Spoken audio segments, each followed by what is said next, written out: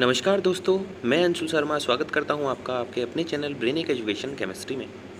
आज का दोस्तों हमारा टॉपिक रहेगा मोस्ट इम्पोर्टेंट सार्जेंट रिपोर्ट, बहुत ज़्यादा पॉपुलर है।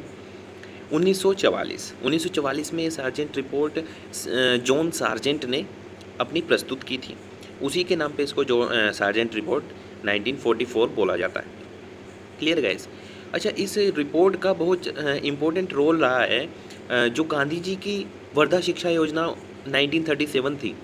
वर्धा शिक्षा योजना, बुनियादी शिक्षा योजना, बेसिक शिक्षा योजना या गांधी जी की नई तालीम, बहुत सारे नामों से जाना जाता है उसको, जिस पे मैं वीडियो भी बना चुका हूँ, जिसका लिंक भी आपको डिस्क्रिप्शन बॉक्स में मिल जाएगा।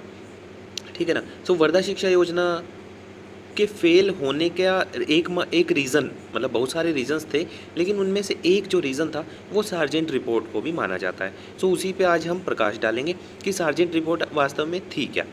ठीक है दोस्तों।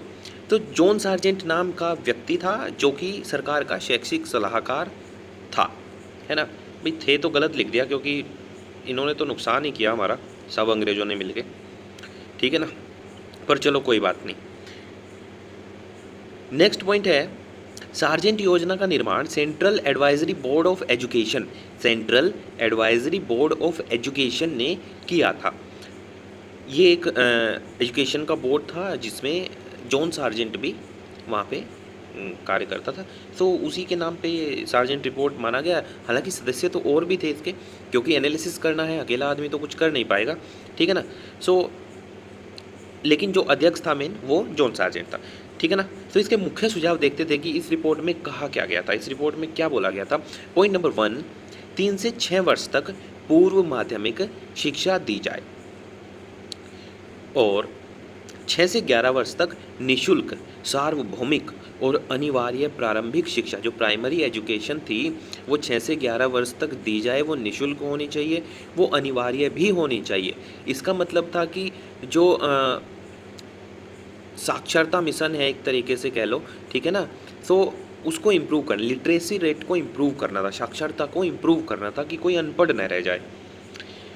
11 से 17 वर्ष के कुछ चयनित बच्चों के लिए हाई स्कूल और उच्च माध्यमिक शिक्षा तथा उसके बाद 3 वर्ष का विश्वविद्यालय पाठ्यक्रम, जो कि सैडलर आयोग में बोला गया था कि भाई विश्वविद्यालयों को 12th तक की एजुकेशन से अलग करो और उनको डिग्री वाला ही बनाओ, बस जैसे कि आजकल चलता है।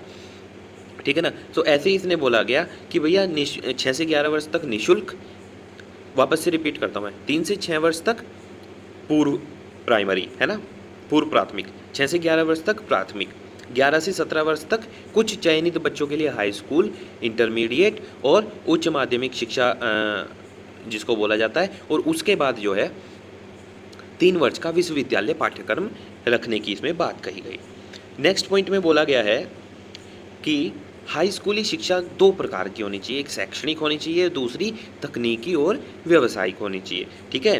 सो शैक्षणिक मतलब जिसमें सिर्फ शिक्षा दी जा रही है जो पाठ्य वस्तु से संबंधित है, सिर्फ किताबी ज्ञान, सिद्धांतिक पक्ष यहाँ पे रखा गया, और दूसरे में व्यावहारिक और वोकेशनल जो एजुकेशन है उस पे जोर दिया गया।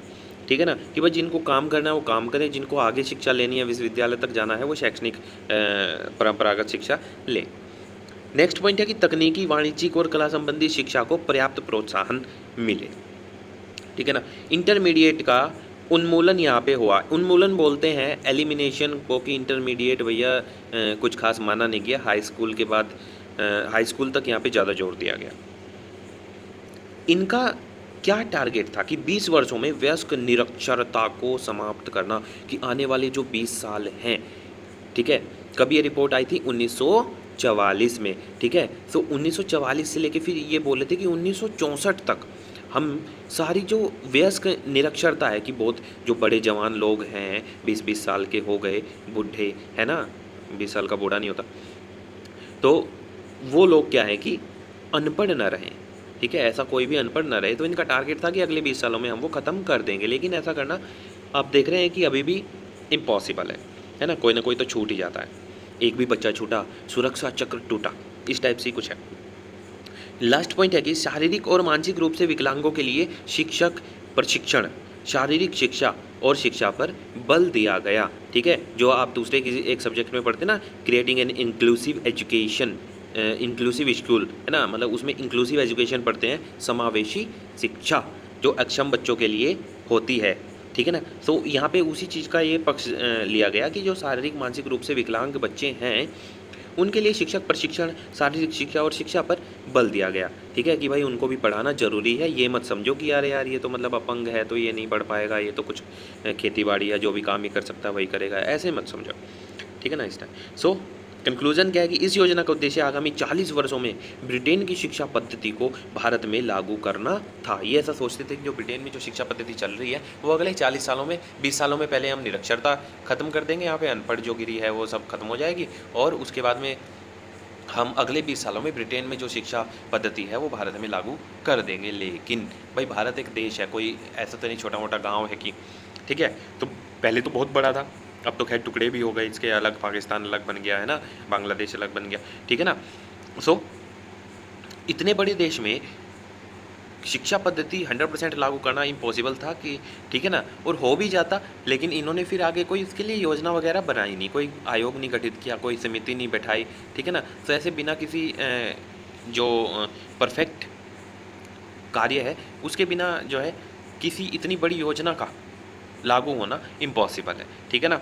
दूसरी बात ये भी है कि भाई भारत और ब्रिटेन की जो जीवन शैली है वो बहुत ज़्यादा डिफरेंट है, ठीक है ना। तो पहले तो लोगों को बदलना पड़ेगा किसी दूसरे की पद्धति को अपनाने के लिए, क्लियर है गाइस। सो इसलिए यहाँ पे वो चीज़ें लागू हो नहीं पाई और हमारी जैसे तैसे पद्धतियाँ चली, लेकिन फिर भी बहुत चेंज कर दिया। पहले जो गुरुकुल आश्रम वाली पद्धति थी अब वो बिल्कुल मेरे हिसाब से तो रही नहीं, क्योंकि जो गुरुकुल हैं वो भी गुरुकुल की तरह चल नहीं रहे हैं, उनमें भी सब ऐसे ही चल रहा है, ठीक है। और जो स्कूल हैं वो तो आप लोग देख ही रहे हो कि किस टाइप से यहाँ पे स्कूल चल रहे हैं, प्राइवेट स्कूल चल रहे हैं या जो भी चल रहा है ना, वो बहुत ही निंदनीय है, क्योंकि सीखने पर बल नहीं दिया जा रहा, हमें सिर्फ रट्टाफाई किया जा रहा है ओनली, और बाकी इंग्लिश को एज ए नॉलेज काउंट किया जा रहा है, नॉट लैंग्वेज की तरह उसको जो है ना काउंट नहीं किया जा रहा, उसको नॉलेज की तरह काउंट किया जा रहा है। लैंग्वेज अगर समझें तो ज़्यादा बेहतर रहेगा, English just a language only, nothing else.